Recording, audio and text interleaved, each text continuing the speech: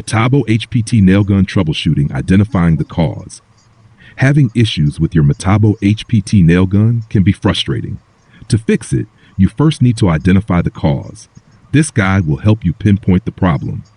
Understanding the source can make the troubleshooting process smoother and more efficient. Checking air pressure. Air pressure is crucial for your nail gun's performance. Ensure the compressor is set to the correct pressure. Low air pressure can cause the gun to misfire. Too much pressure might damage the tool. Use a reliable gauge to measure the pressure accurately. Inspecting the magazine. The magazine holds the nails in place. Check for any blockages or dirt. Clean it regularly to prevent jamming. Ensure the nails are the correct type and size. Incorrect nails can lead to feeding issues. Examining the trigger. The trigger mechanism is vital for operation. Check for any physical damage. Ensure it moves smoothly without sticking. A faulty trigger might prevent the gun from firing. Regular maintenance can keep the trigger in good condition.